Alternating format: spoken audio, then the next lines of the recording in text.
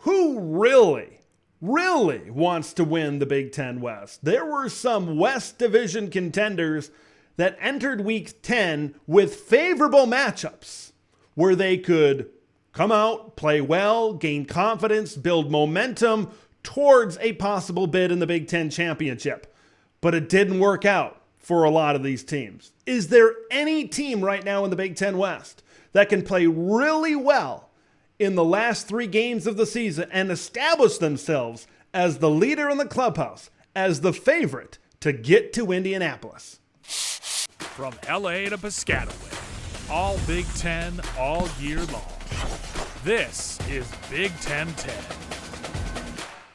When you talk about the contenders in this division, I think you got to talk about those top 4 teams that are all within 1 game of each other. I know there are some scenarios for teams like Illinois and Northwestern that are towards the bottom of the division. Illinois is playing better right now, but I'm going to focus on those top 4 all within a game of each other. Man, is it going to be a great finish for the Iowa Hawkeyes, the Wisconsin Badgers, the Nebraska Cornhuskers, and the Minnesota Golden Gophers. It's going to be fun to watch, at least from my chair. It's going to be really fun to watch to see who wins, who loses here down the stretch. And when you talk about those 4 contenders, I think they have one big thing in common.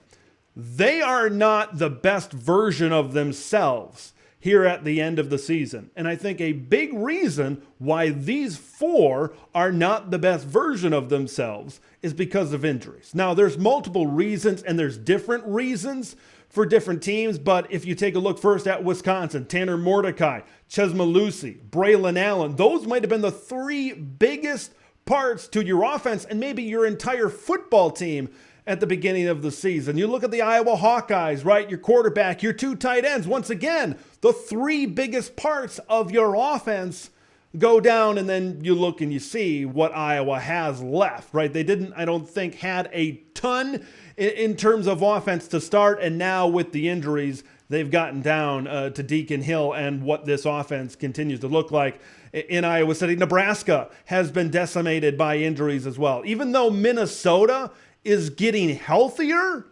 this is still a team that is down their top 2 running backs, right? Those talented young players in Zach Evans and Darius Taylor. Jordan Newman has stepped up. As I said, they're getting healthier with the return of Cody Lindenberg and Chris Ottman-Bell. But I don't think there's any debate. I don't think there's any doubt. This is not the best version. When we started this thing, when I was putting out preview videos in August, late July and into August, and I imagine the best version in November of these teams, this is not even close to the best version, the best case scenario of Nebraska, of Iowa, of Wisconsin, of Minnesota. Okay, they are where they're at right now, and they got to continue to fight to get to Indianapolis. So that's the first thing I want to establish right now, is this is not great for anybody. This is not good for anybody. I don't think this is what a lot of these teams really expected coming into the season. I think they thought that they would be better, but they got to muck it up right now. And who's going to muck it up the best to be able to win the West and get to Indianapolis, I think, is the big question here right now. Let's talk first about the Minnesota Golden Gophers. There have been times this season where they have struggled to put games away. Like, you take a look at those games against the teams from the land of Lincoln, against the teams from the state of Illinois, right? Northwestern, when they were up by 3 scores at the beginning of the 4th quarter, and you couldn't put the game away. You couldn't deliver the kill shot. And then you take a look at this game against Illinois this past weekend. An interception by Tyler Nubin when you're leading late in the 4th quarter, and you 3-and-out it. And you give Illinois a chance. You got a backup quarterback for Illinois deep in their own territory, and look at John Paddock move down the field. A breakdown in coverage in the secondary leads to a touchdown, and Illinois gets the job done. Okay, Minnesota is that team where, kind of like Ethan Kaliakmanis, their quarterback, at times Ethan can throw really good throws. And then at other times, you look at him and say, what are you doing throwing the ball behind a wide receiver? What are you doing throwing the ball to other guys that when this guy's open over here and you're throwing it to this guy over here? Minnesota is that team right now that makes you scratch your head and say, I feel like they should be better, but for one reason or another, they can't finish games. And they can't make enough plays down the stretch to be able to beat Northwestern when you're up big entering the fourth quarter. They can't make enough plays down the stretch to beat an Illinois team. I think credit is deserved for Brett Bielema in Illinois. When you look at the Big Ten West teams throughout Week 10 across this slate, I think you could say Illinois put up the best performance. Illinois was the team that maybe played the best out of all of these teams from the Big Ten West this past week. I think you've really seen the emergence of the young running back, Caden Fagan, really play into the success that Illinois has had, especially these last three games, the wins over Maryland and the wins over Minnesota, close game against Wisconsin. It's taken a little bit of heat off of Luke Altmaier, whereas before maybe Luke felt he had to do everything within the passing game and also within this run game as well. Illinois got a little bit of momentum, I think, because of the young running back over there. But Minnesota is probably the healthiest out of all of these Big Ten West contenders. You find a way to hold on. I think hold on is the key word there against the Iowa Hawkeyes. And then you can't find a way to finish a football game. I look throughout this whole Minnesota season. I know they made some big plays down the stretch in that game against the Nebraska Cornhuskers, but you look at Nebraska fumbling that football game away. There haven't been a lot of games for the Gophers where they really, truly finish strong and put the nail in the coffin. Like you even look back to that game against Louisiana where the Ragin' Cajuns were able to get some points on the board late to try to make it a little bit more interesting late. This is a team that struggles to finish. This is a team that looks good in spurts, but not for an entire 60 minutes. When you talk about Nebraska and their Big Ten West championship hopes, of course, we mentioned injuries at the start of this commentary, at the start of this video, but it's that limited offense. They can't take advantage. That limited offense can't take advantage of the spots that their defense really puts them in. And you look at Michigan State, they did just enough in Week 10 to withstand where Nebraska was, especially on the offensive side of the football. Now, they ran it for over 150 yards, but when the Huskers continue to lose the turnover battle, they are not going to win this division if they continue to lose the turnover battle. You had a team on the other side of the ball in Michigan State that has been turning it over as much as anybody in the country. These two teams turned it over almost as much as any two teams in all of college football. And this Husker defense couldn't force a turnover. I honestly believe that was the difference in the game.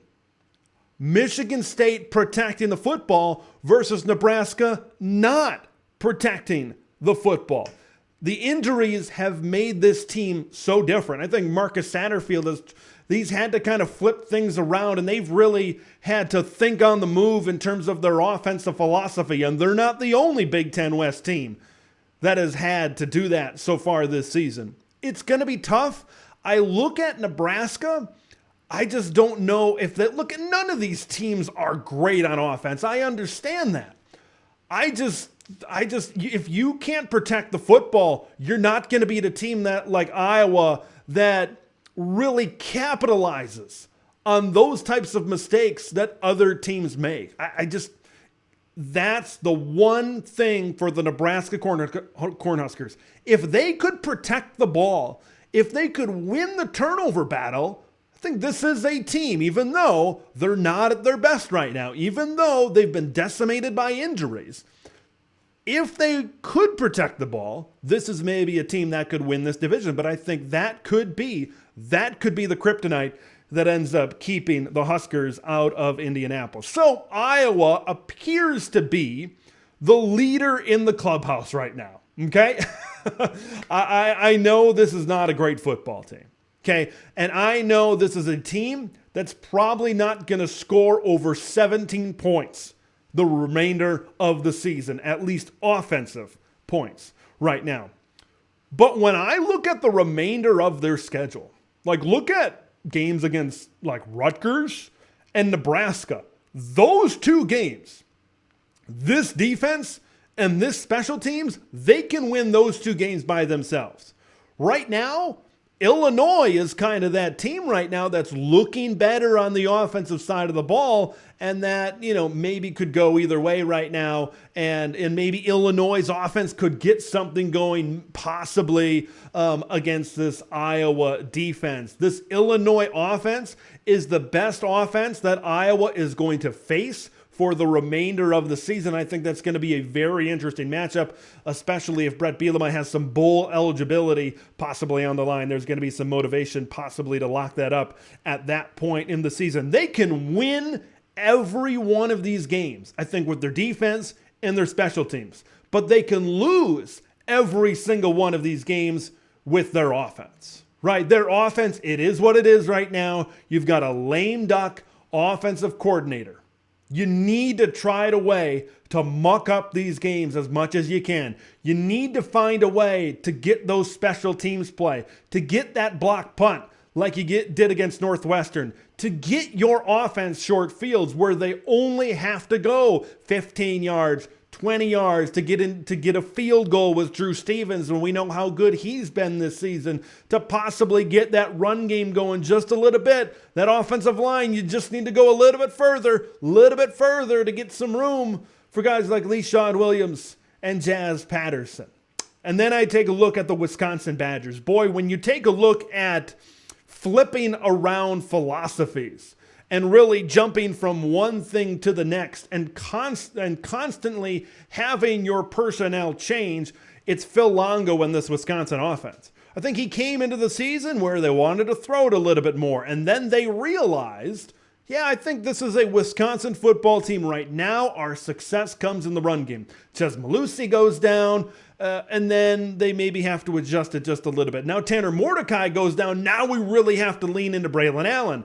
And then Braylon Allen goes down, and now we're back to throwing it 35 and 40 times with Braden Locke. And Locke threw it over 40 times in that loss to Indiana this weekend. So many flips for Phil Longo, and he's really had to think on his feet in week by week. It seems like things are constantly changing for the Wisconsin Badgers, and it's really hard to gain a lot of momentum and confidence when you're constantly changing, because the players that you really depended on your offense, those impact players that you really invested in, aren't there. They're not there due to injury. And now you got to put everything on the shoulders of a redshirt freshman transfer quarterback in Braden Locke. And Braden's looked good, I think, at times throughout this season when he's been in the game. But you are putting a lot on the shoulders of a young quarterback right now. You are putting a lot on the shoulders of this kid, and you don't really have a run game to balance it out, to take some heat, to take some pressure off of him.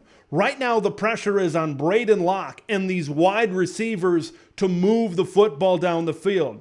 All due respect to guys like Jackson Aker and Cade Yakimelli, it's Braden Locke's show right now. And I don't think anybody had that on their bingo card when they entered the season. Now, can they get Tanner Mordecai back later in the season? What about Braylon Allen? Those are the questions, right? Those guys questionable going into this game against Indiana this past week. Now, if Wisconsin can get those guys back, at the very least, if they can get Braylon Allen back, now at the very least, that provides you a run game threat, a run game balance with Braden Locke. Those guys getting healthy could be the key for Wisconsin to really get back into this race at the end of the season. I want to end with this.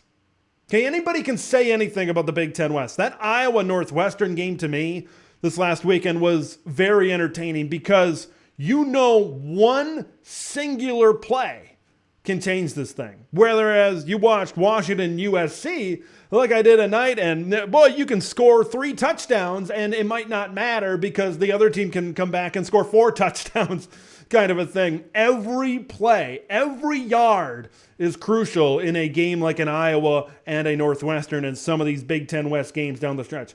I think it's going to be really entertaining to see this thing all go down, to see which way this goes. I think this is going to be some must-watch football if you are a Big Ten fan. If you are a college football fan, this is just my taste. I believe it's must-watch football. I've been watching the Big Ten Conference for a very long time. I grew up and I am a resident of Big Ten West territory. I can't wait to see this go down. I don't know. Here's my maybe one bold prediction. I don't think there's one of these teams at the beginning of the video. I talked about, is there a team that can separate themselves? I don't think any one of these teams can run the table the remainder of the season. I don't think Iowa, Minnesota, Wisconsin, or Nebraska will win every single one of the remainder of their games. That's the prediction I have. And you know it's going to get messy if that happens. I want to hear your thoughts on all things Big Ten West.